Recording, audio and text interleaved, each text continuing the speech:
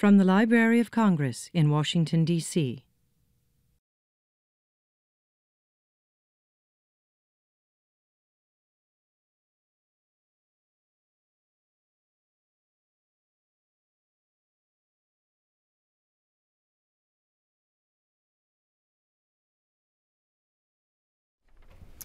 Hello there, everyone. I want to welcome you to what is the first in our 2015 series of Botkin lectures. My name is Betsy Peterson. I'm the director of the American Folklife Center here at the Library of Congress. And I want to tell you a little bit about the Botkin series in case you don't know. The Botkin series is an opportunity for the American Folklife Center to highlight the latest scholarship in folklore, oral history, ethnomusicology, linguistics, and cultural heritage. It also allows us to enhance our collections, and we very much see it as an acquisition strategy for the American Folklife Center. We videotape all of these lectures, and they are accessioned and become a part of our archive, and eventually make their way onto the internet as a webcast on the library's website. So with that said, I want to ask you to turn off your telephone if or any other electronic devices you may have on you, or else you will be in that webcast. But today I have the honor of introducing Dr. Alexandra Jaffe. She hails or comes from California State University at Long Beach, and Professor Jaffe is a linguistic anthropologist whose primary research involves the French island of Corsica, where she has studied language shift and revitalization since 1988. She is a graduate of the University of Delaware, and Professor Jaffe received her MA and PhD in linguistic anthropology from Indiana University. Professor Jaffe's research focuses on issues of ideology and identity and bilingual education, minority language literacy and literature, the Corsican media, and language policy. In addition to her work on bilingualism, multilingualism, and minority languages, she has written extensively on the sociolinguistics of orthographic choice and on the politics of non-standard orthographies in sociolinguistic transcripts and other texts. She is particularly interested in the use of language in the media, with a particular focus on the representation of sociolinguistic variation in documentaries, mainstream broadcasts, and other online fora. In addition to all of this, and in addition to a very busy teaching schedule at her university, she is also the incoming editor-in-chief of the Journal of Linguistic Anthropology. Today, Professor Jaffe will be speaking on Corsican language and expressive cultures. So please join me in welcoming Professor Jaffe.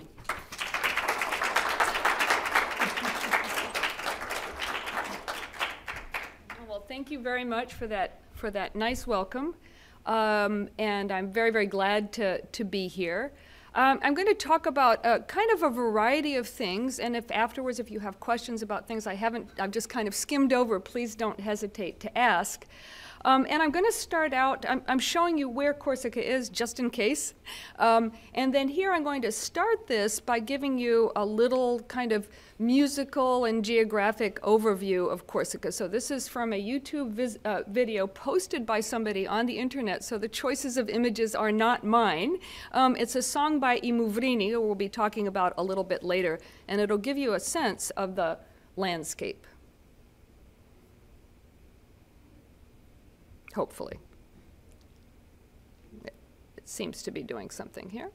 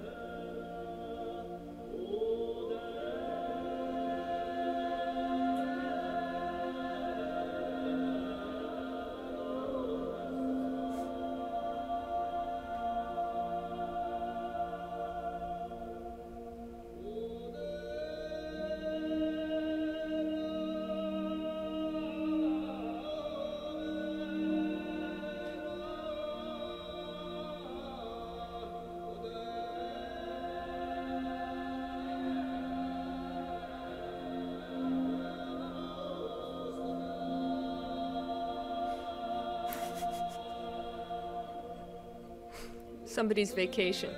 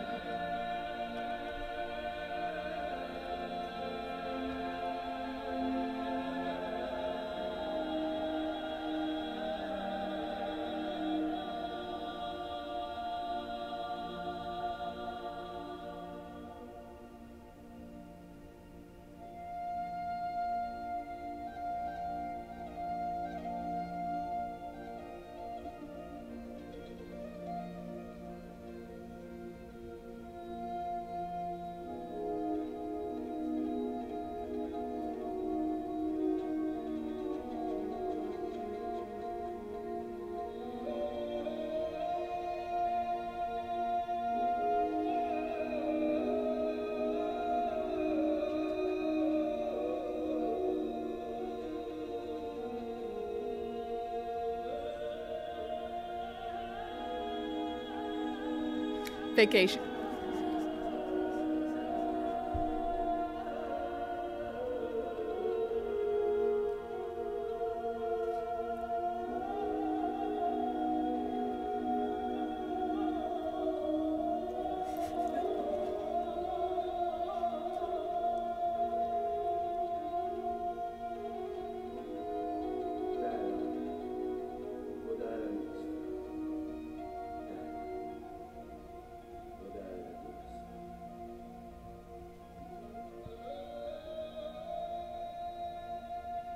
That has nothing to do with anything. The last image there beats me, but my purpose here was to let you hear a little bit of the music and also to emphasize the point when you choose a place to go to do field work, pick a nice place, which is what I did. So very, very beautiful mountains and sea. Just a little bit of history that we need.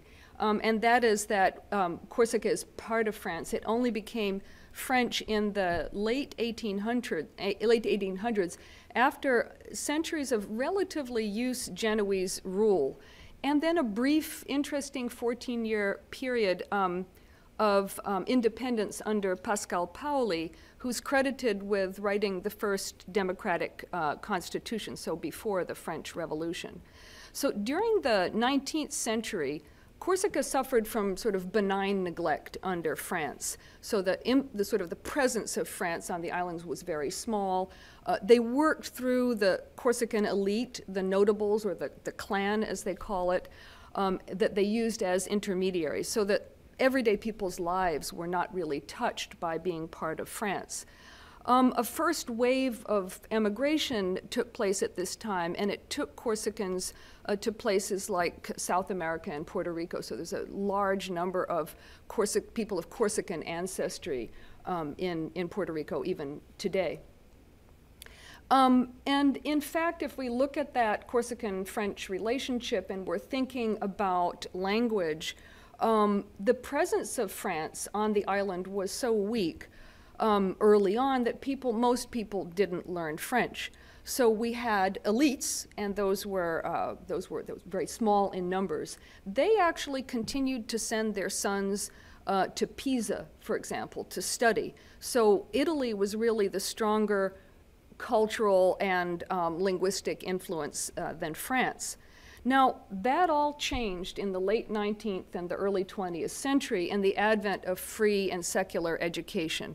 And so the French school teachers went out into the countryside to bring French language, culture, and civilization to the masses. And that's where we start to see language shifts. So for example, if we went back to about 1890, the first language of all Corsicans would have been Corsican. Very few people spoke French. And then in the late 1800s, very late 1800s, early 1900s, Corsicans began to go to school. And when they went to school, the language of the school, the language of the Republic, was French.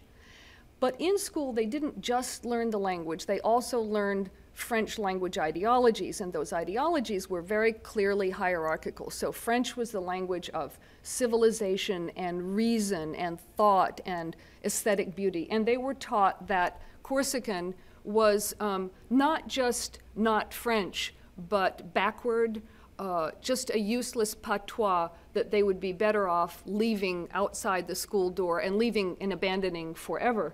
And in fact, we have reports in Corsica of things that went on in other minority-speaking regions of France, and that is the use of the symbol, a symbol, so that a child who was caught speaking Corsican would get it would either be a dunce's cap, or it could be a little thing that they'd put around their neck, or a little object put on the desk, right, that was meant to shame them. And the only way you could get rid of it was to catch another child. So if you could rat out your neighbor, you could pass the symbol along to them, right? So, so what we see then is that we see school obviously contributing to language shift, and by language shift we mean the adoption of French over Corsican.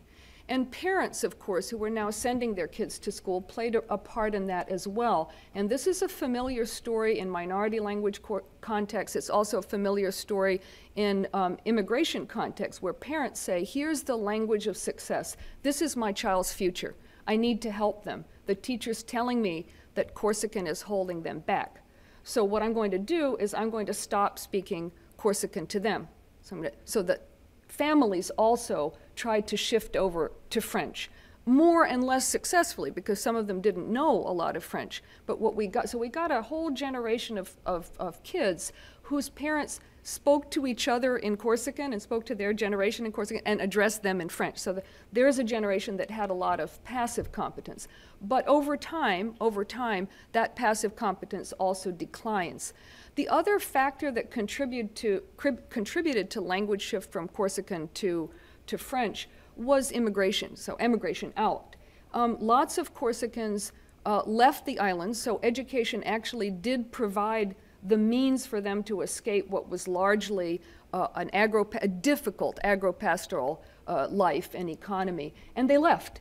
They got educated, they went to the French continent, they joined the colonial service, and in fact in the 1930s, Corsicans made up almost 30% of the colonial service, even though they represented a very tiny fraction of the population of France. So they were very, very avid.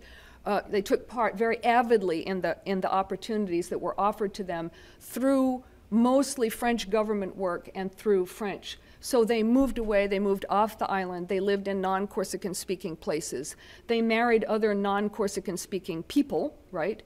And then, so then we have the mixed marriages, and the languages of those households inevitably went to French. So French was both ideologically imposed and dominant, and it was a very real ticket to advancement and status. So in World War, if we look at what happens as we go forward in time, one of the things that is not happening is we're not seeing really any economic development. There's sort of no industrial revolution on Corsica. There is no large-scale farming. The population, the active population, was very heavily affected by losses in the First World War. Out-migration intensifies, so we start to see the mountainous interior becoming increasingly depopulated because people are no longer wanting to do that small-scale farming and shepherding. This accelerates after World War II. We have the Italian occupation. Corsica is a site of fierce resistance movement. It's the first French department to be liberated, but it is also, as we move in the post-war period, we continue to see that depopulation and economic stagnation. And now anybody who wants to do anything, if they want to get an education, there's no university, they go to France. And now I'm using the terminology people talk about, going to France, even though Corsica is part of France. So if we fast forward a little bit into more contemporary history, by the 1960s, the population had decreased from highs of about 400,000 to about half of that. The first language of many children had become French. And what we see in the 60s and 70s is sort of following the general social movements across Europe. Young Corsican intellectuals, mostly living in Paris and some other places on mainland France, they contest the status of Corsica, Corsican culture, Corsican language on all levels, so political, economic, cultural and linguistic. And so in the 70s, we see the beginning of the Corsican nationalist movement, again, you know, in contact with, drawing inspiration from other Western European minority nationalist movements, the Basque, the Bretons, and so forth, the Irish, and so forth. So, so some of the outcomes of that, 1980, the University of Corsica opens with 500 students, so it's now about 4,000 to 5,000. So that makes it possible for people to stay on the island for a university education. In 1982, Corsica becomes one of the first regions of France to enjoy a kind of limited regional autonomy. You know that French is a very centralized place, with the election of the first regional assembly, which got converted in 1991 to a regional collectivity, which is what it is today. So when we look at this period and we think about what's happening in terms of language and culture, this is a period where people are now beginning to understand language shift, which they had just taken for granted, right? Nobody was thinking about these things. They accepted that French was the language that you needed to learn. They start to think about Corsican language shift as being experienced as loss. It's something that we had and we've lost it. Even more, it's been taken away from us. And so we have this kind of analysis. Again, it's a kind of analysis that we see in other regional movements in France and elsewhere in Europe, of looking at the French state as exercising a kind of internal colonialism, saying we are like the colonial subjects. These are Corsicans, many of whom, you know, were there when Algeria was liberated, and they're saying these situations resemble each other. These are post-colonial sort of after effects. So we are like colonial subjects. And in fact, when I first went to Corsica, you know, people that I talked to, most sort of academics said, if you want to understand the Corsican psyche, you need to read Frantz Fanon, who wrote the book Black Skin, White Masks. So they're saying, you know, we are like that kind of racialized minority. This period then, the 70s, is this kind of key period. And in Corsican, people refer to it in Corsican, but also when speaking French, they'll talk about it as a sessanta, the 70s, right? But also as the riacquisto. And riacquisto means to reacquire, obviously, right? So it's this movement that we see of cultural and linguistic reappropriation. And it's a movement that is intimately tied. We see the intimate link between linguistic, cultural, and political mobilization, right? These are all tied together, and that's very important for what happens next. So what happens with language in the riacquisto is we see activists turning their attention to the Corsican language and doing various kinds of language planning. So status planning, incorporating Corsican into domains that had previously been occupied only by French. So we're thinking the public, the official education, right? Corpus planning, a codification of the language, writing grammars, there's the first spelling manual that comes out in 1971. And then acquisition planning, which is teaching the language to children, right? So essentially we have planning that is stepping in, right, a sort of programmatic action stepping in to teach, to pick up where the families have left off, right? So the family is no longer assuring the transmission of Corsican from one generation to the next. So they're looking to policy and education to do that. So if we look at education, you know, education is working both on acquisition planning, so teaching kids Corsican, but it's also working at the level of status planning, because having the language in education is a form of status. It's a way of raising the status and then the value of Corsican among Corsican speakers. It starts out, the history of Corsican language education begins more or less in 1975 when Corsicans successfully campaigned for the inclusion of Corsican in the Loi d'Aix-en. And this was a law that in 1951 had permitted the teaching of Basque and Breton and Occitan in the schools an hour a week, right? So very nominal. But those had all been called the regional languages of France. So they were allowed to be incorporated into the national school system. Corsican had been excluded on the basis that it was not a regional language of France, it was a dialect of Italian. So 1975, they managed to get included, and so Corsican starts to be taught on this kind of small-scale basis. The 80s and 90s see the progressive institutionalization and spread, the generalization of Corsican language education, and in fact, by the 90s, Corsican language education is an obligation for the state, which is very interesting if you look at French language policy. That is, all Corsican schools are obligated to provide Corsican language instruction to all students. However, students are not obligated to take those courses. So they can opt out. In practice, very few people opt out. So essentially, by the 90s, we have mandatory or institutionalized Corsican language education. In 1996, we begin a process of having bilingual schools and tracks, which again is significant if you look at the very monolingual bias of French education. And so the bilingual schools and tracks that have now existed for almost 20 years, they started up in about 4 sites. I spent a year in one of those sites in the year 2000 with some of the sort of first adopters of the bilingual program.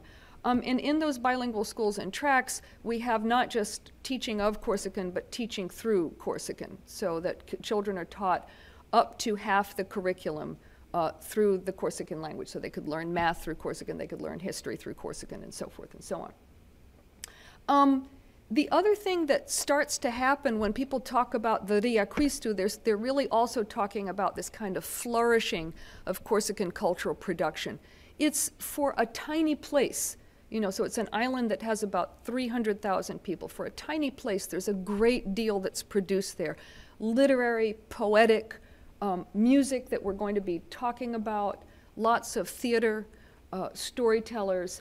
And we start to see sort of the emphasis in the 70s is using Corsican in genres that people recognize as being valuable and high status. So there was a big emphasis on writing novels in Corsican, right? To say, here's this formal kind of writing, it's the recognized genre. We need to be in there. We need to get Corsican into the newspapers. We need Corsican in the media. So there's a bilingual radio station called RCFM that's been broadcasting with a great deal of Corsican language programming ever since 1982.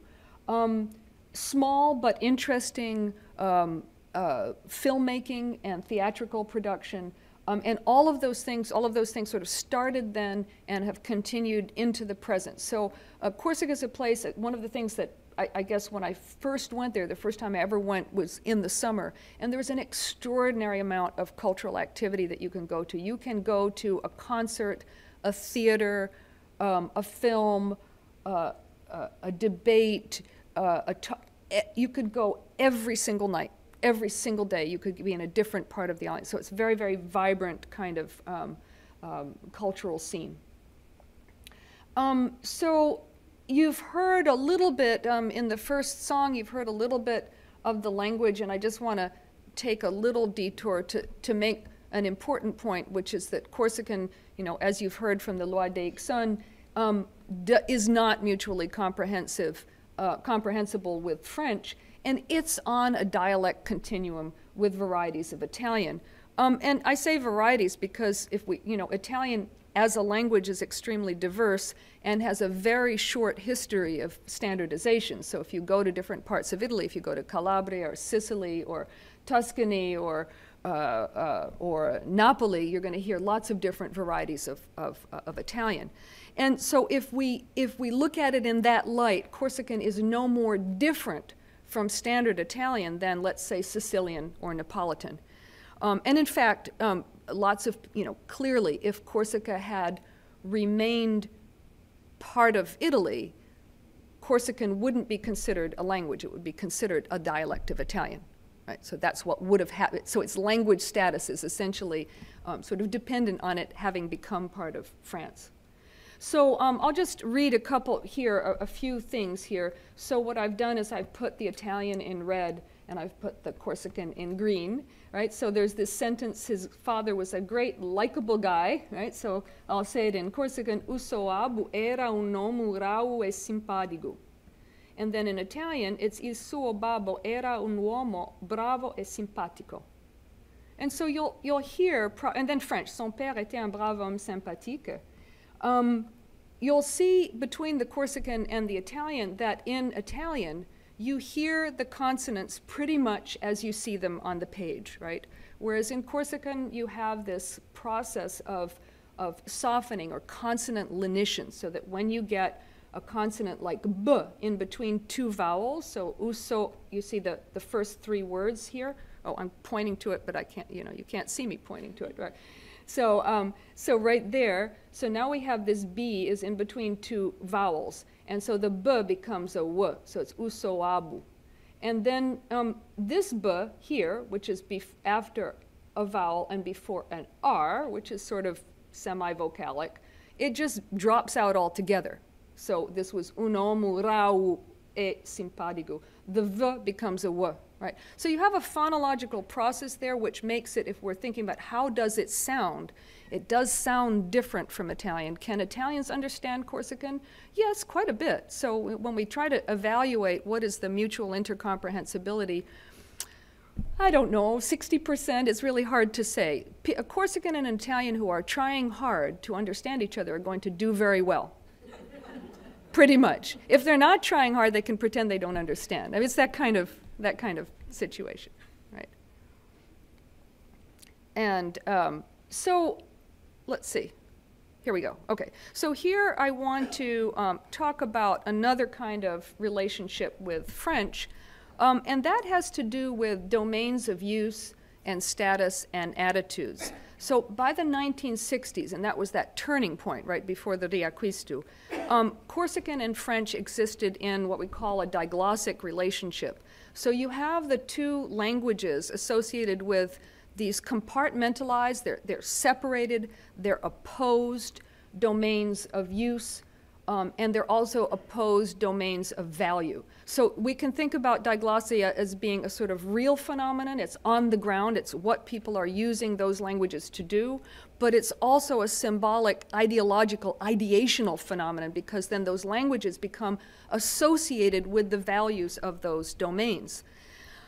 So if you think about that scale or the side of intimacy and solidarity, so if you look at Corsican, we see these sort of intimacy thing, the private, right? The language of the heart, the we code, it's about us. It's the home, it's informal, non-official, voluntary, right? So all of those things have to do with solidarity. Corsican has the higher value on the solidarity scale, right? But with respect to power, if we look over on the French side, there's a clear hierarchy. So French is the high language, Corsican is the low language. French is viewed as a language, it's public, it's the language of the head or the brain, it's the they code, it's what people speak in France, in school, in formal, official context, it's standardized and it's also understood to be imposed. It is imposed, so we have all of these oppositions. And those oppositions had a number of significant consequences. So first, on the kind of psychosocial level, many Corsicans internalized the stigma that was attributed to the language. So when I first arrived in Corsica, people said, well, why on earth would you want to learn a patois? Right? That was one. Why would you bother? It's not worth anything. Number two, they said, well, you can't really learn it because it's not a language. It doesn't have any grammar. So it's just it's just stuff. It's just stuff that we do, and you can't learn just stuff that we do. Now, these attitudes were significant obstacles for language activists, because what they're trying to do, they're trying to teach the language, right? And so they, in fact, encountered, when we think about minority language movements, we think about this being grassroots or popular. Not really. Not really, certainly not in Corsica, right? So for the most part, the language activism was relatively top-down, pushed by a more academic sort of elite. And there was a lot of, and there continues to be some resistance to the promotion, the planning of Corsican. So I'm going to be talking about this again in a moment, but one, people would say, how can you, and this goes back to this sort of imposed versus voluntary distinction. So at one point, there were motions that were brought to the Assembly of Corsica to make Corsican an official language in the schools, to make it obligatory. And that motion never passed.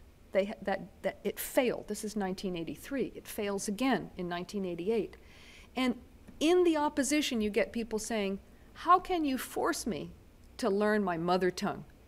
So we have this, if Corsica occupies that place, it's the mother, it's the home, it's the heart, then you can't put it into an institution which obliges people, an institution which imposes anything, right? So we have this sort of interesting resistance to Corsican language planning. But at the same time, diglossia also kind of protected Corsican, right? It protected it in those social, intimate domains, and it also gave, because we're going to be thinking about artistic production, it gave artistic production in the language a boost. So for example, people who very seldom spoke Corsican would tell me they could never write a poem or a song in French. It just wouldn't speak from the heart. So they had to use Corsican. And in fact, one storyteller that I know, who actually speaks a lot more Corsican, but 20 years ago when I first met her, she didn't very much. And she published a book. And she hired somebody to translate her book, which was Corsican folk tales, that she illustrated. She hired somebody to do the Corsican translation. So she wrote it in French. And she said, the translation reflects how I really feel. This is how I got these stories. I got them from my mother. I can't produce them, but they have to be in Corsican to be authentic, right? So you have this notion of the language being the vehicle for the authentic cultural self. And the other thing is that diglossia also gave that sort of opposition, gave Corsicans a certain amount of distance, right, from the authority of French. So on the one hand, they're accepting it, but if you think about this set of binaries, right, they are mixed in their implications. And this little song, which was composed in the 1930s, reflects some of those mixed feelings. And the song is it's written about a returning son. So the boy is coming back from France, right? And he's learned French. And this is your classic success story. My boy comes home, right? So he's coming home, he's going to be dressed nicely, he's succeeded, he's got a good job somewhere. The song is sung in the voice of the mother. So it's the mother telling other people about her son coming back. And what you end up seeing then is, the song satirizing the pretensions of grandeur via French that the mother expressed. And I tried to find a recording of this, and you know how it is. I spent about an hour on YouTube, not out there. Okay, so I will sing it to you. So it goes, Umo vigliolo e giuntura Francia, e le calzede le diama le ba, e li linzoli li diama le dra, umo vigliolo quantelu ne sa. Umo vigliolo e giuntura Francia, e zadileta a sfrancisa, e 100 volte ripete, n'est-ce pas? Umo vigliolo quantelu ne sa. Right? So the sort of, there you go. That's my one contribution to Corsican, let's see, cultural continuity of song. Right? So what we see then in the revitalization movement is we see tensions, right? We see tensions at the level of identity. There's an existential tension. People are now, with the revitalization movement, they are highly valuing Corsican language and culture, but they've lost it, right? So they're feeling alienated from forms of cultural and linguistic heritage. And so there's this question, how do I reacquire ownership if I don't have full linguistic competence? How am I supposed to learn a language that I'm supposed to have? It ought to be my mother tongue. So people are saying, I'm learning a mother tongue. How do you do that? Is the act of learning itself de-authenticating? And some of the results of that are linguistic insecurity in Corsican. So people who are afraid to speak Corsican because they feel that they won't speak well enough, that they'll be judged as coming up short. And then the other thing is that if they don't speak Corsican, there's a kind of double bind here. There's cultural insecurity. That is, if this is a key component of cultural identity and I can't speak it, then I am then rendered culturally potentially inauthentic or lacking, right? So it's a difficult kind of subject position.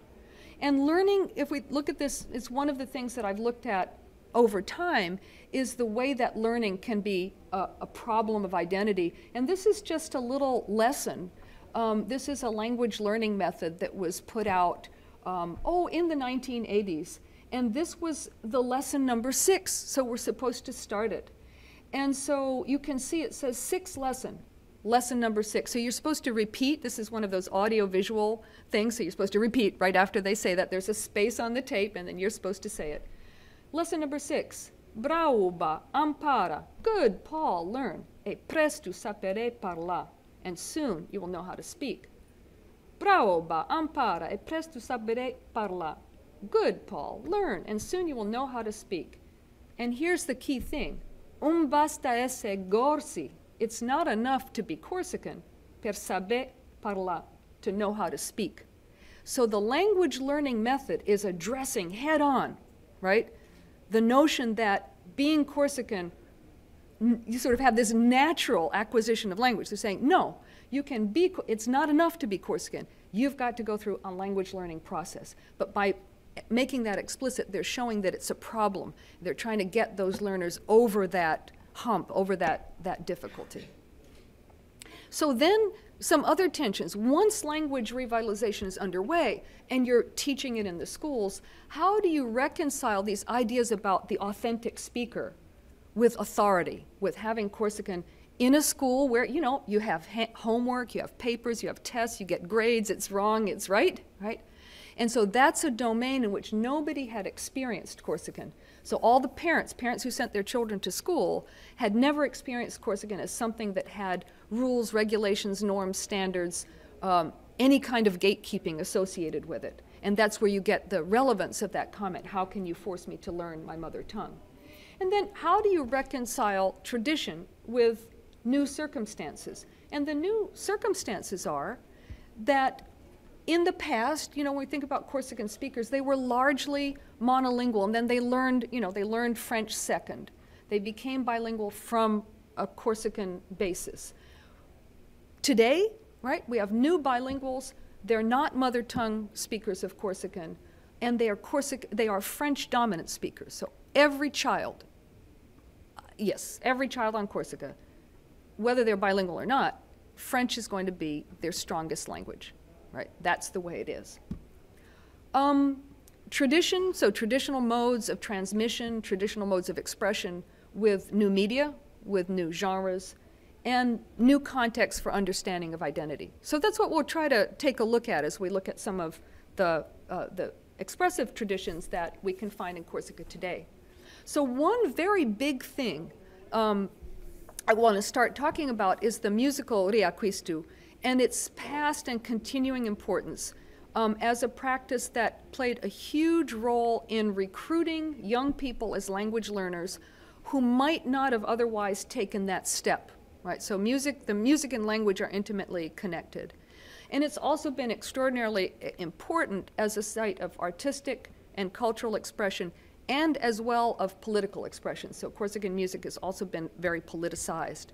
And here I need to say, with all of the, you know, there's a great deal more expertise in ethnomusicology in the audience than there is on this podium. I am not an ethnomusicologist, and so I will not. You can tell me more about the musical dimension of this, but, and if you want to know more about Corsican music, I do highly recommend this book by Carolyn Bethel, Transported by Song. Very nice book, which both looks at Corsican music both from an ethnomusicological perspective and also from a social historical perspective. She did a lot of ethnographic work, a lot of interviews with many, many people. So very nice book. So if you are disappointed with what you learned from me, go to Carolyn. And what I've listed here is some of the main traditional genres, so laments, lullabies, and folk songs. And I'm going to focus a little bit more on the polyphonic tradition. Because of its importance as a practice, there are probably over 50 groups singing today. And again, just remember the small size of this island, so it's very large.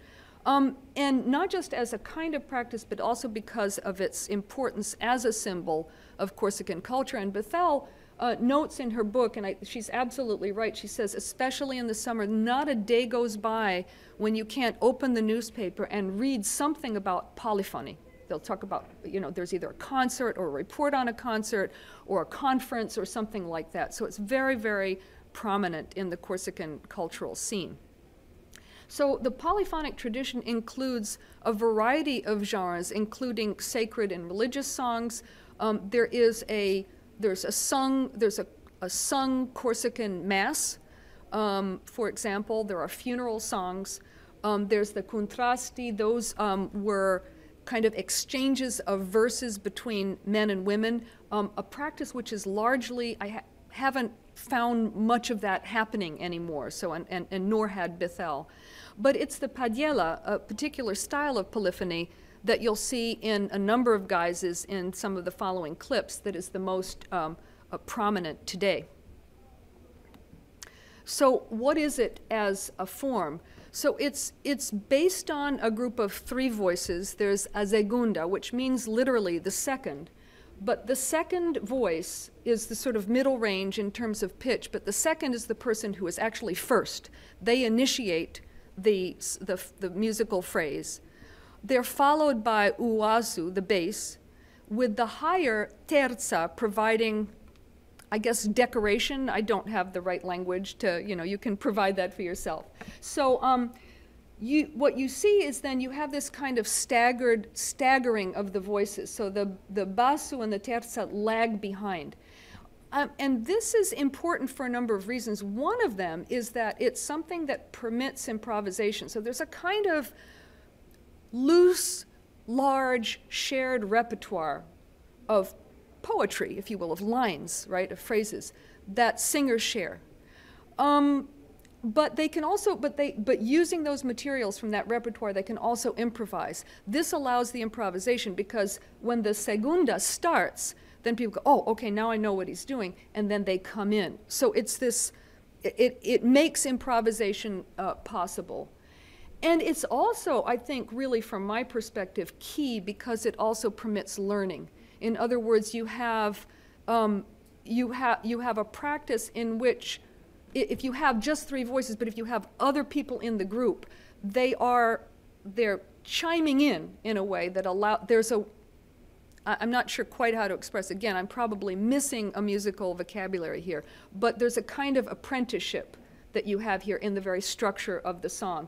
And that's important because these groups form and they recruit lots of initially young men. And those young men become apprentices, musical apprentices. They are now using Corsican to sing. And over time, they become more and more comfortable with Corsican. And that was a route for many of these young men to become speakers. So they were not speakers before they started this practice, and this gave them the base, this repertoire of things you know how to pronounce. You can just say them. They're yours, right? Now we're thinking about how do you make something yours? They sing it to be theirs, right? Which is less problematic than speaking it to be theirs. So the groups are also, they can range, they're very flexible in size. They range from very small to very large. And I'll just play you a fairly sort of traditional exemplar of the paghjella. So there's the Segunda.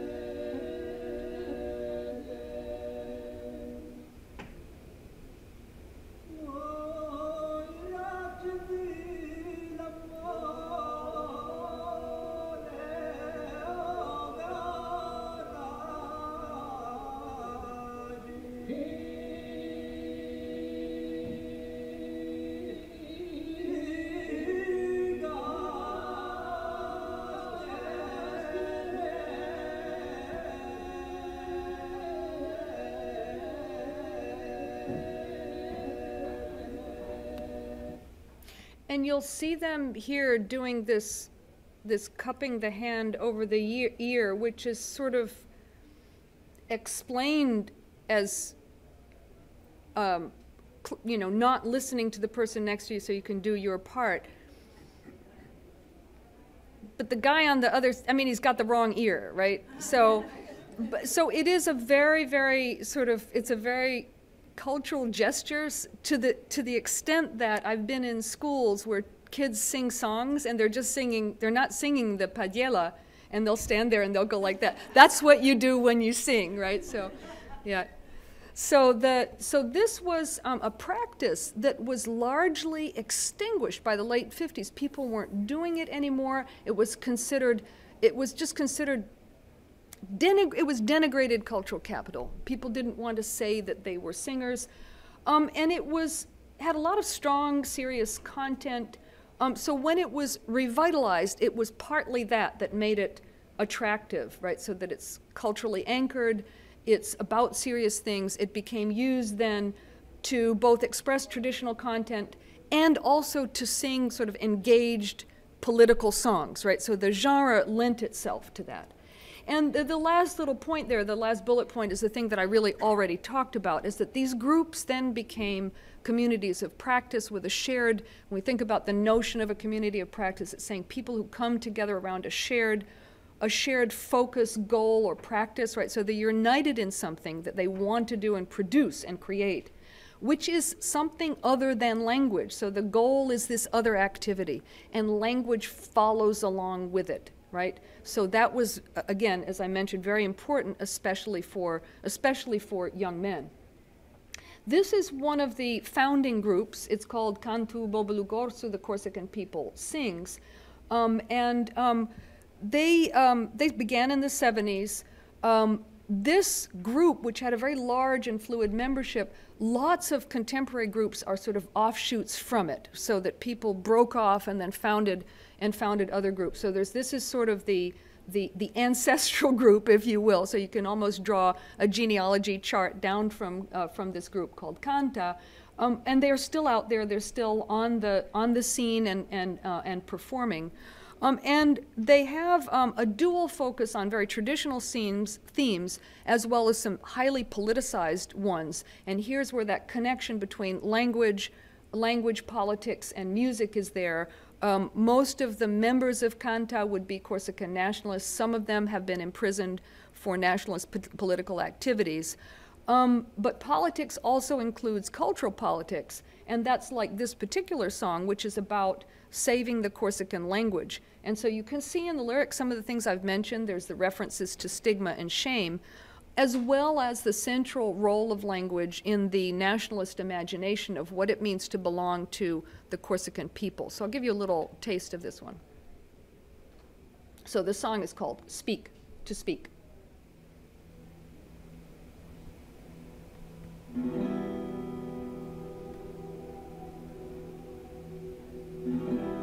E tu sia sempre quello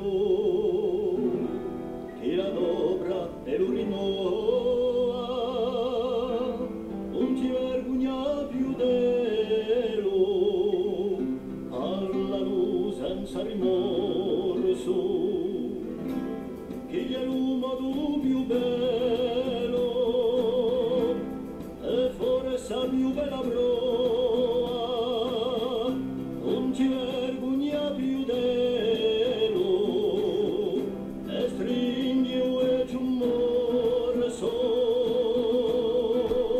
Oh, Ioano, tu rivelo, oh, Ioano, t'amora, non ti scorda un dorso, allora in casa e fuori. Ioano, tu rivelo, oh, Ioano, t'amora, non ti scorda un dorso, allora in casa e fuori.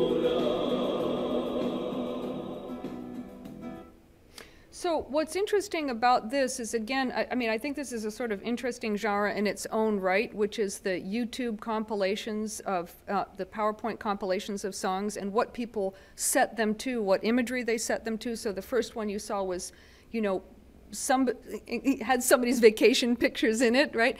This one is taking this song, which is a relatively old song, and the images behind it are images that relate to contemporary language planning activities. So for example, right here, so here we see kids being, you know, taught. This one right here, the woman who's featured on that poster is a Romanian weather presenter who, so she does the weather. She's the meteorologist in Corsica on the regional channel. And the poster says, what level are you at in Corsican? So she's taken the Corsican language test, which is the levels of the European framework. James, what is it? European framework for European reference. Anyway, it's a, yeah, so you can get from A1, there are levels, there are 6 levels. And Marina Ribaldi is her name, and she's at level B1, right? So she's kind of the face of, you know, saying you too can learn Corsican. And this is a sticker that the Corsican Regional Assembly's language office has distributed widely, and it says, here, speak Corsican. Go ahead and speak Corsican. So you're supposed to put that on your window or your business to say that you're a Corsican-speaking place. So these are modern forms of language planning, right? Polyphony, so it's very largely, almost exclusively a male genre. So traditionally it was only men. When people first started renewing the tradition, it was exclusively male. But very soon after that, it was been taken up by women, starting in the 70s, and actually 2 women in particular. So these are the founding mothers, if you will, of female women in polyphony, Patrizia Poli and Patrizia Gattaceca, those who are figured. Well, actually, one of them's in that album cover there. So they're now in their 50s. They were the first apprentices of that generation of the Sessanta, the Riacquisto people who came, you know, the sort of intellectuals who started the movement in the 70s. So they were high school students at the time. And as very young women, they formed a group called Eduie Patriciae, the 2 Patricias. In the late 1980s, they collaborated with a number of international artists, Manu Dibango from Cameroon, Shaim Al-Maltra from India, Hector Zazou, Algerian-French arranger, in a group that they called the New Corsican Polyphonies. And that's what you see there. That's a kind of album cover to that, where they were blending Corsican, Indian, and North African sounds. I'll give you a little listen to that.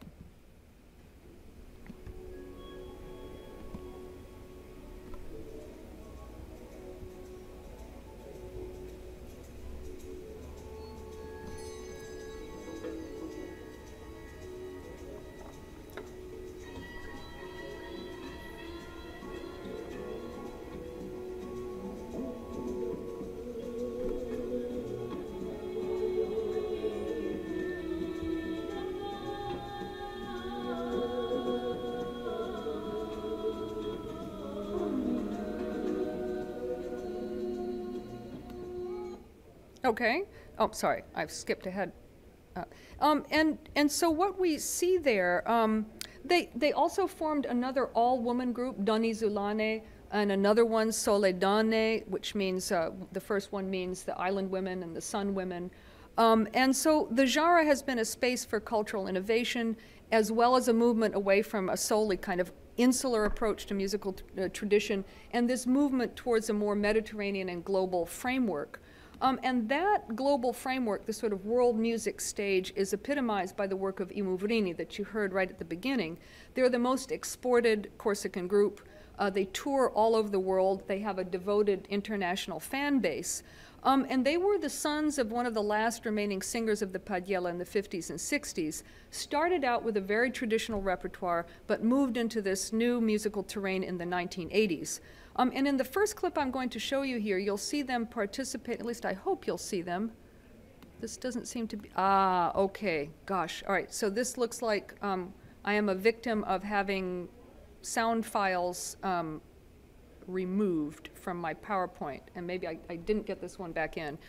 The top one I was going to show you was I'll try and see if I can retrieve it, but it's the group participating in a kind of minority language song circuit, so they're at a Celtic festival, and so they're doing something relatively traditional. And then the bottom one is a video that they produced with Sting in the 1980s, and it's Jean-Paul Bernardini, who's the lead singer, singing with Sting and in his song Fields of Gold. So there's a Corsican version to that. Let me just see if I can find that for you really quickly. Sorry about this. All of my files were stripped off, and so we'll go here. Okay. So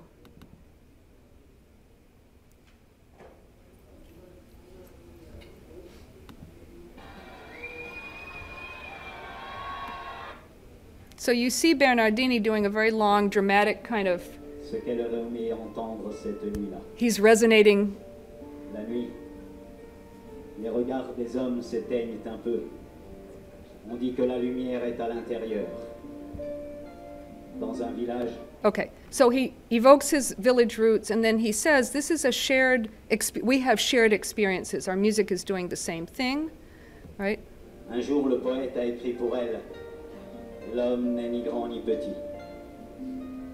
Il a la taille de ceux qu'il sait aimer et respecter. Elle répondait, amour qui fait pleurer. And he says, we're going to sit down at the same table. Passant. Okay, sorry, it's kind of long.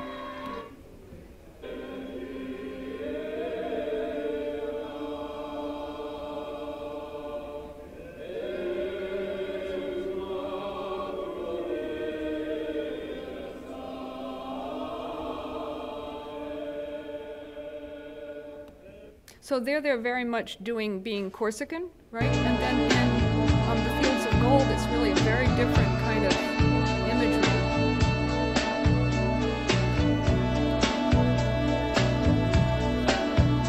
You remember me when the west wind moves upon the fields of barley. Io sole vie, chi nasconderà, camminando.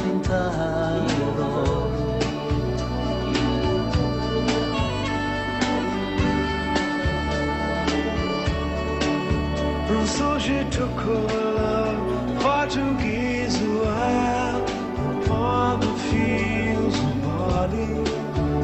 Ed una carezza si sostrinti a pe, mezzo a quelle dalle donne. Will you stay with me? Will you be my love among the fields? Okay, so you can see a very different kind of thing going on there.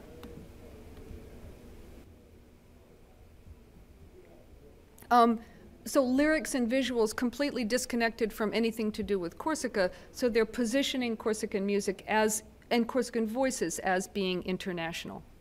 Okay, so I'm a little mindful. I guess we started a couple minutes. How much time do I have left? Okay, so I'm just going to talk about one other thing. I'm going to turn a little bit more to an area in which I have more expertise, which is looking at what happens in schools. So I've done a lot of work inside bilingual schools. And looking at, in particular, how elements from the oral tradition are being taught to new speakers, to children, and the extent to which they're treating them as potentially poets, right, as creators.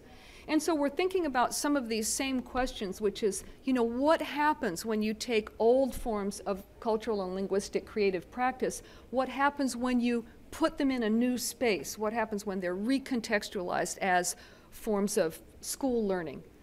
And then to what extent do these new uses of Corsican language and expressive culture change people's ideas about what it means to be a legitimate speaker? So we're thinking, you know, when a minority language is taught, it's no longer the same thing as it used to be. The speakers are different kinds of speakers. So how do these practices make that happen? And potentially what kinds of new meanings attach to Corsican, what kinds of new ways of thinking about a Corsican community of practice might be brought into play by these kinds of activities. So what I want to talk to you about then is another genre, it's another oral genre called the chjam et rispondi, the call and response. And it's a traditional improvisational poetic joust. So what happens is that you have the first poet, and he launches a verse. He sings a verse, and it has these, you can see on the left-hand side, it has 6 lines with 8 feet, and a variety of allowable rhyme schemes. These are sung poems, and you'll hear them in a moment. The melody or the verso varies by region or poet, so people can listen to the sound and say, oh, I know where that guy is from. He's from the Bozio region, for example. So the first person sings, and the second person has to respond immediately. Now the very best, is if you can actually take the last line that the person just sang to you, pick it up, repeat it, use that rhyme, and then continue on responding to the theme. And the idea is this is a kind of, it's joking, it's one-upsmanship, you're trying to be cleverer, you're trying to put the other person down and be clever with language, right? So the key is very humorous, and they call it magana. A magana is the way that they talk about it in Corsican. So here is, when we think about how the chjam et rispondi were traditionally sung, usually in places very kind of informal. It could happen spontaneously. This is, in fact, a very traditional context. It's a cafe bar at a festival or something. And the person you see on the right is a teacher, Christophe Limongi, who I worked with in 2011, 2012, who's one of the youngest practitioners of this genre. So here he is doing this kind of singing in a traditional kind of location.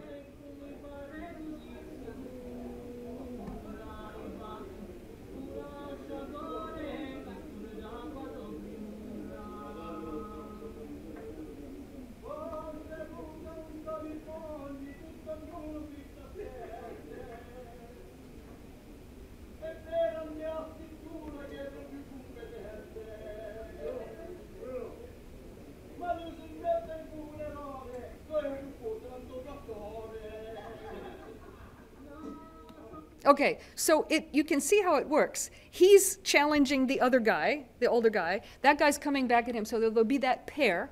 And then at a given moment, when they're kind of out of things to say to each other, somebody else, the man in the front there, he's a blind poet, and so he may jump in and address one of those two or somebody else who's there. So it's a kind of loosely structured set of challenges and responses.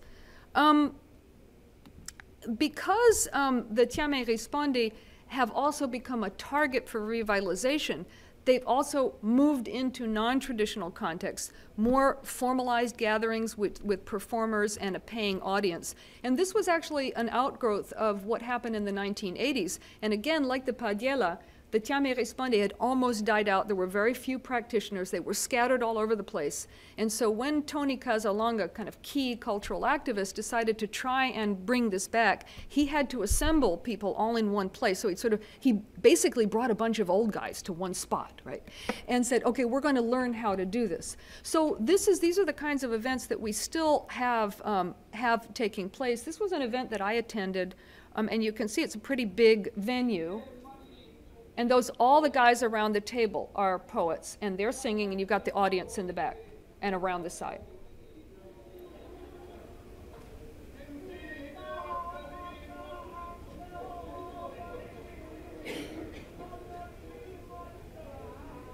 And you can still see the same gesture on the ear.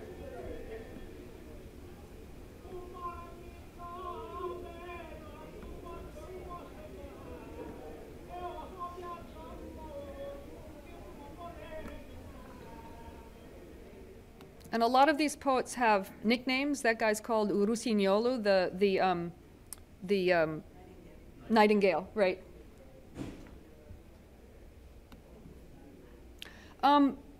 The genre has also moved into new media. So originally it was all oral, improvisational, and so in the 90s it moved online and into writing, right? So you can see discussion boards like the one at the bottom here where we've got, this is a screenshot these discussion boards, Corsican language discussion boards, have been new sites for apprenticeship. So this guy in the picture, a senior member, you can see him, he puts up some verses in the chjam et rispondi form, and then he engages in a kind of pedagogical discourse. And he says, oh, this is, chjam et rispondi deals with simple things, and then he says, now it's your turn to respond, and see who'll be required to look for new words to respond back. It's beautiful work, right? So he's encouraging people to take part.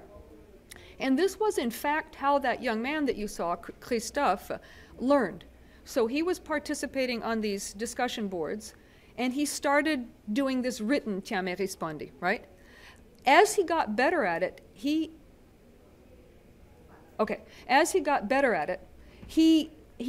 and other people online began to shorten. They sort of set each other time limits so that it would be more quick. So they'd say, okay, somebody's going to do it. You've got a minute to come back, or you've got 5 minutes to come back. They progressively shortened the time. So they got to the point where they were doing very quick back and forth written chjam et rispondi.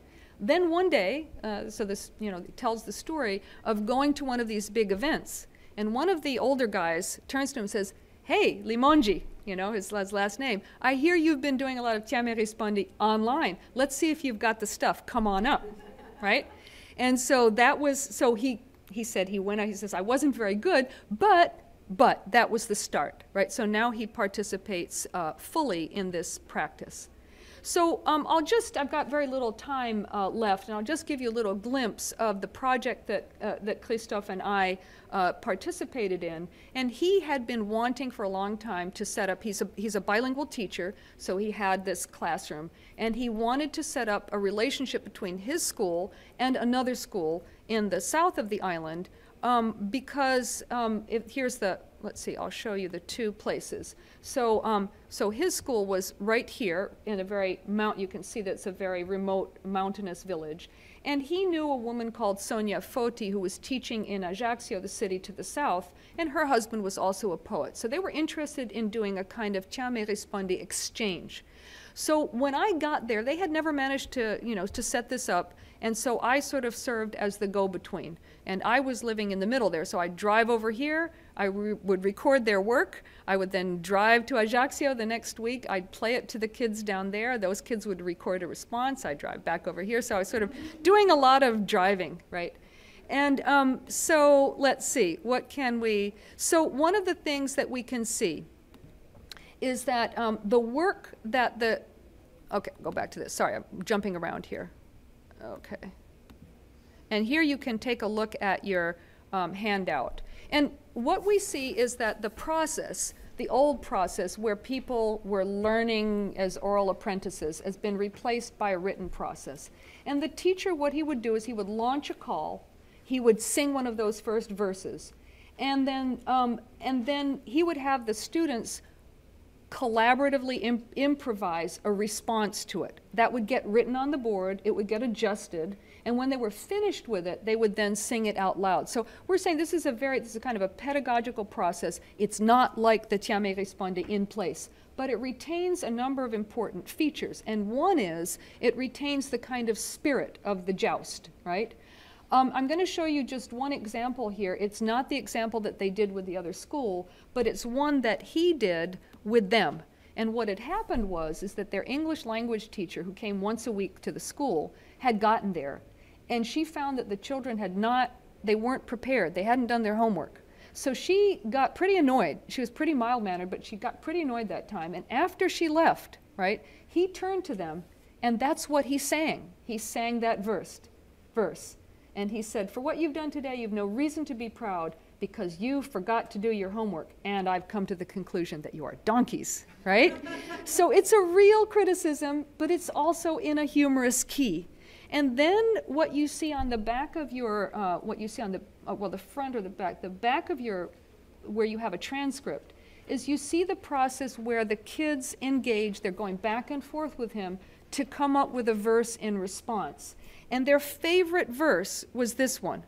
And they said, and that's what you see them working on in that transcript. You're the teacher, we're the students. If there's too much homework, our brains will explode. They love that, the exploding brains. and we're going to change schools. We'll go down to Fuleli. And then he comes back and says, well, if you go down there, I'm going to have me a big old party on top of that mountain over there, right? So there's that back and forth. And I'll just give you one little glimpse of the kids, and then we'll stop and we'll talk a little bit, leave some room for questions. So here's his little classroom. And this is essentially the transcript you see on the back. And so that's Serena, and she's got an idea. And now he's counting out the syllables. Do, do, do. Do you have the right ones?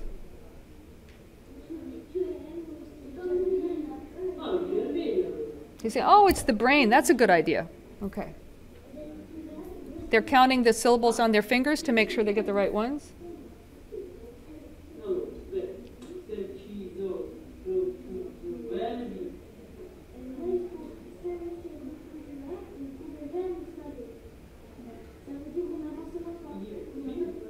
Then she says, we're going to close the windows. He says, well, that's not really that great. But he says, now I heard something that Serena said. It was funny, and it worked.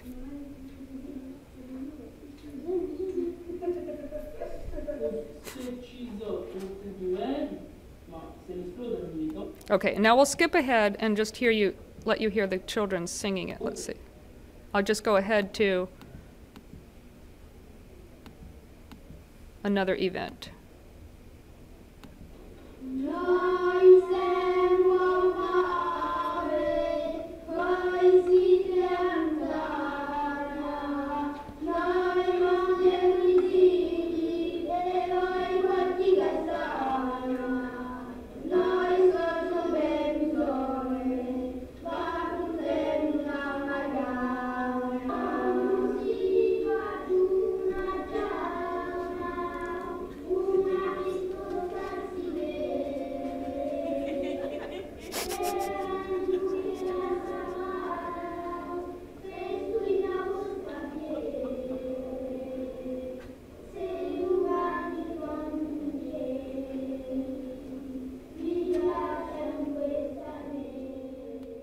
Okay, so that was kind of the culmination of the project between the two classes. So they exchanged poetry over a period of a couple of months, and then we set up a meeting at the Museum of Corsica, and then they sang their verses to each other. So one school would sing their verse, the other school would sing their verse, back and forth. And so some of the things that I said about the paghjella also apply here, which is that by going through this practice, these children were incorporated pedagogically into a kind of expert community of practice. Their teacher, his connections with other poets, this encounter, they also had the museum, we also brought in some of these, some of the poets who were on the sort of circuit, and they did a live performance. They followed up, they participated in a poetry festival, both of these schools in different places. And in the poetry festival, they were really, they were very attentive listeners. They visited some houses of previous poets and they said, we liked it because we're poets too, right? So there's a way in which I think this particular kind of practice, because it does, it provides them a very structured, heavily scaffolded venue for real creation and real exchange, right? So then that makes Corsican into not just a language that they learn at school, but a language that they use to participate in something meaningful out in the society. Okay, so I'll stop there. Thanks for your attention, and I'll answer any questions.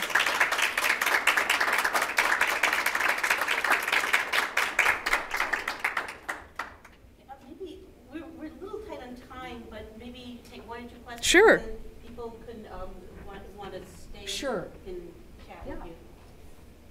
Yeah, I'm curious about how it was and why it was from the end of the very centralized Parisian France that they allowed this to happen. Yeah. And also, how did all the legislation and pronouncements of the European Union filter through to that? Yeah, that has filtered. Okay, so how did it?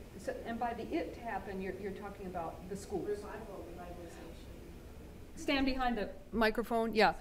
Yeah. So, so your question is well, some dimensions of revival are not. You don't need the state to either do it or not do it. The most important one is really the school, and so you see, you have a kind of conjuncture of gestures towards decentralization of various kinds, right? It is the fact that we have that they allowed bilingual schooling, for example, starting in 1996. I'm still asking that question, you know, how, and to answer that question, you'd have to be able to trace through the kinds of arguments that took place within the Ministry of Education, which I don't have access to. The cynical perspective that some Corsicans would have is that this was a way of managing diversity, and that of containing it and saying, okay, yes, you can do this in the school, and then you'll maybe stop blowing things up and making trouble. Yeah. And then the European Union, yes, because the Council of Europe and the Council of Europe and the language portion of that, a lot of the language of the Council of Europe regarding plurilingual citizenship, and the sort of European citizenship being based on being a plurilingual person, has worked its way into the most recent Corsican language planning legislation. The last 5-year plan there's a lot of just direct language from that. So that's also shifting the way that Corsican is conceptualized as not just being a minority language that matters here, but as being a minority language that makes us better European citizens because we are bi or plurilingual citizens. And with our Corsican, we are able to connect with, we're able to have, you know, sort of have links with with Italians, with Portuguese, with Catalonians and so forth. So that has been an interesting shift, yeah.